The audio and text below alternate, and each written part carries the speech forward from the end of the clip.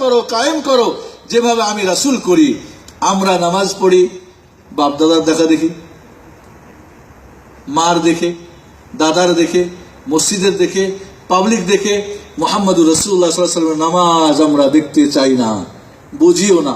কেউ যদি পড়ে তোরে আমরা আঙ্গুল ইশারা করে মসজিদ ছেড়ে বের হতে বলি, নাউযুবিল্লাহ।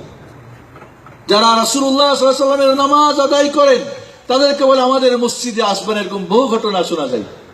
ওয়ালা হাওলা ওয়ালা কুওয়াতা ইল্লা বিল্লাহ। এরপরও কি সুখী হবে? আপনি হজ করবেন, হজের ময়দানে আমরা দেখি সুবহানাল্লাহিল আযীম, এক একজন এক একভাবে হজ করতেছে। রোজা, দাওয়াত, তাবলীগ, যার যার মতো যে পারছে করতেছে। বন্ধুরা, জ্ঞান অর্জনের জন্য আল্লাহ রাব্বুল আলামিন দুইটা কান দিয়েছেন, দুইটা চোখ দিয়েছেন, বিবেক দিয়েছেন, বুদ্ধি দিয়েছেন, এগুলোকে কাজে লাগাতে হবে। কিছু মানুষ আছে যারা নিজের বিবেক বুদ্ধি দিয়ে জ্ঞান অর্জন করতে চায়, ফিলোসফিরা, দার্শনিকরা, যারা আহলুল কালাম, আকলানি বহু। এই জন্য বন্ধুরা, বাজারে কিছু বই কিনে আর দুই একখান চটি বই নিয়ে দেখা যায় আমাদের দেশে নামাজ শিক্ষা বই পাওয়া যায়, পাওয়া যায় না? ওই ট্রেনে যখন চলি, বাসে যখন চলি, রাস্তাঘাটে কিছু নামাজ শিক্ষা বই পাওয়া যায়। এই নামাজ শিক্ষায় যদি আপনার নামাজ হয়, নামাজ শান্তির জন্য অশান্তির জন্য?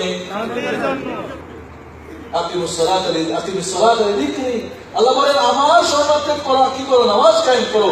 আল্লাহ অন্য জায়গায় বলছেন সূরা হুদে, আলা বিযিকরিল্লাহি তাতমাইন্নুল কুলুব। আল্লাহর জিকিরে মানুষের অন্তরে কি হয়? প্রশান্তি আসে।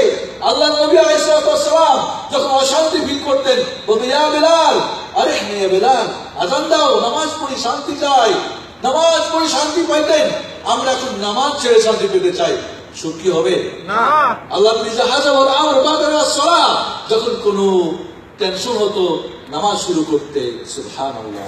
আপনার যে কোনো টেনশন, শারীরিক, পারিবারিক, মানসিক, অর্থনৈতিক, রাজনৈতিক, আপনি রুজু করে 2 রাকাত নামাজ আল্লাহর জন্য শুরু করেন, দেখবেন আপনার জীবনের সব টেনশন দূর হয়ে যাবে ইনশাআল্লাহ। তাহলে বন্ধু, শান্তি যেখানে, আপনি তার থেকে অনেক দূরে। সুখ কোথা থেকে আসবে আপনার? এই জন্য 1 নম্বরে যেটা আমাদের কাজ, সঠিক কোরআন সুন্নাহর জ্ঞান অর্জন করতে হবে।